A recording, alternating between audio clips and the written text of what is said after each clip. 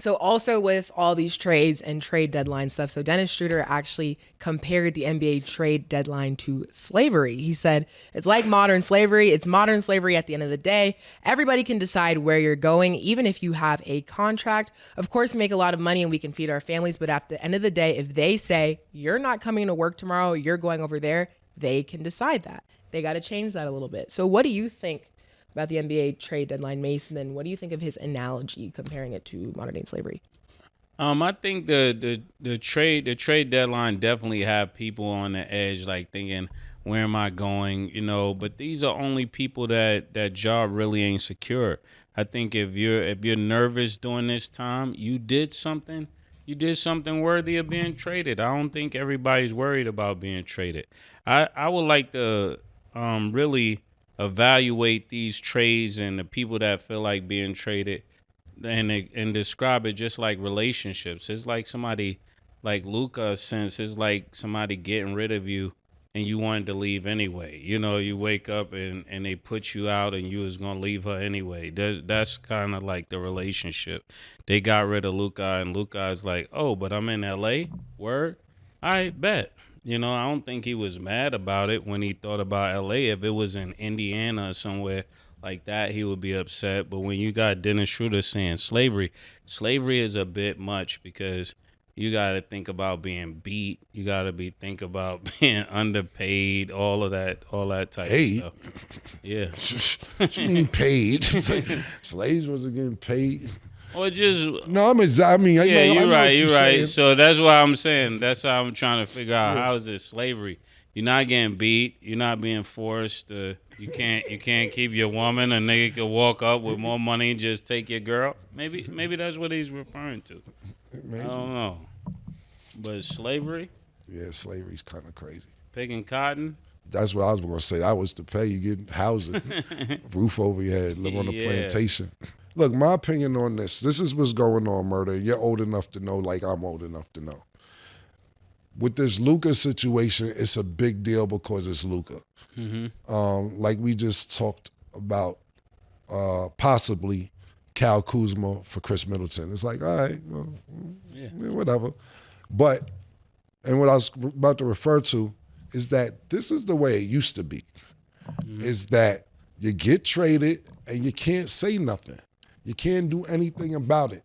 And then probably the last, I would say since 2005 or 2006, whenever Kevin Garnett and Ray Allen went to Boston, and they didn't do it, it wasn't like they forced their way out of a deal. Yeah.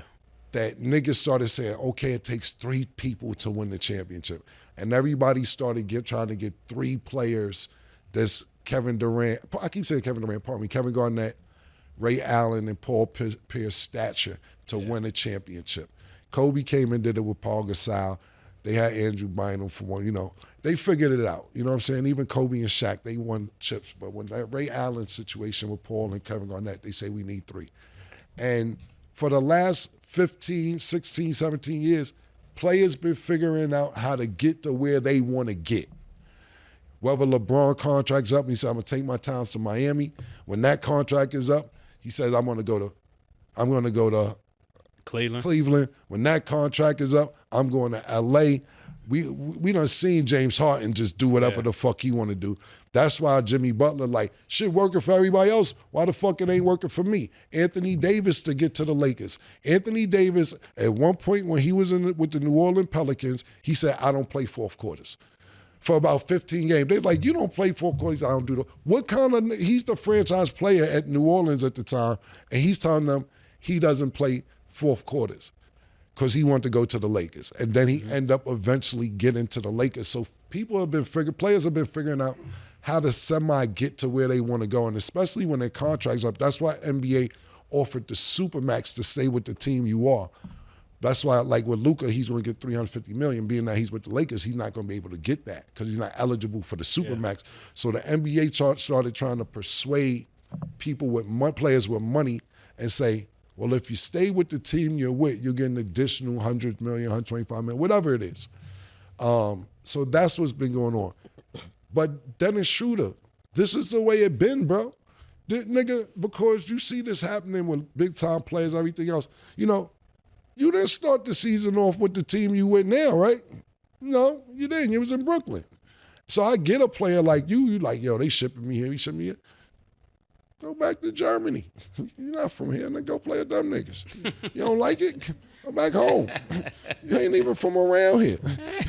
You don't like it that bad, go play in that league. See how much you make over there. You're over here because you're getting paid. And if you wasn't getting paid, listen, every player in the world wants to play in the NBA. We have the best league in the world as far as basketball concerned. And he got to watch them comments in Golden State. Yeah. Remember Mark Jackson? Yeah, absolutely. But what I'm saying is every player would love to play home, but the money is not the same at home the way it is in America. You see how the NBA is jumping on this Europe NBA league? Because they're figuring out we got the best players in the world, or at least they think that. Mm-hmm. And we got to figure out how to keep these niggas home. So let's come up with some money to try and be out the NBA. NBA said, no. We setting up shop, NBA Europe. That's what we're doing. Because every player that you could think about after the season is over wants to go home. Joker, he didn't want to stay for the parade, murder. Nigga said, he said, yo, I want to go home, man. What you mean? The nigga, word to everything I love, the nigga was on the podium after they won the chip. They said, the parade, he said 3 days. He said, 3 days? No, I got to go home. I got to get out of here. Nigga's like, nah, bro, you can't get out of here. You got to go home. And this isn't a country thing, but I remember Larry Bird won the championship with Boston. He said, the only place I'd rather be is French Lick, Indiana.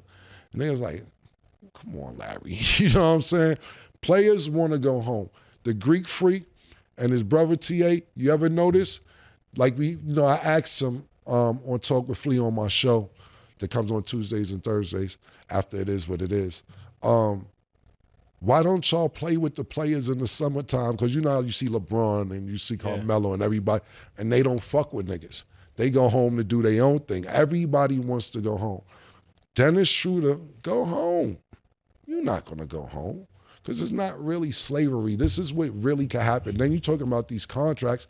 You signed the contract. You signed it. Nigga ain't put a gun in your head and say, sign this. This is what comes with your signature. You signed it, and you knew this was a possibility that this could happen. Yeah, niggas always want to spend the money and then get mad at the contract. Yeah, you know what I think it is? It's more murder, and I agree with that as well. I think it's more about, you said it good, Murder, a few minutes ago. If it was Indiana, nigga be pissed. Yeah. It's about where you're going as well. It's like like I said, I know we talked about 2-3 times already.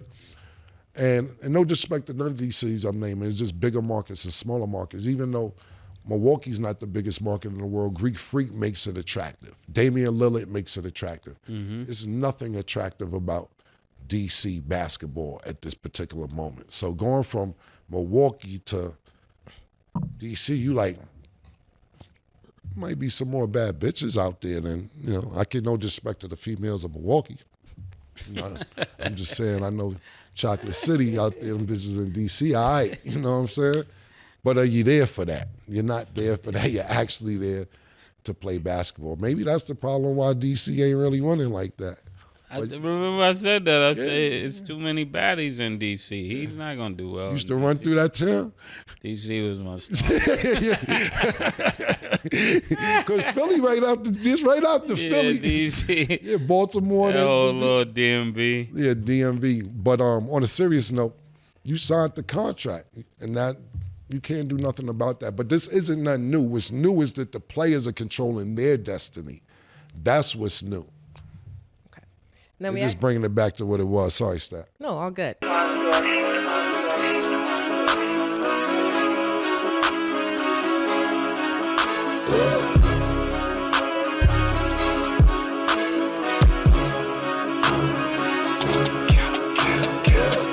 What you want, nigga? Everything, nigga, super size.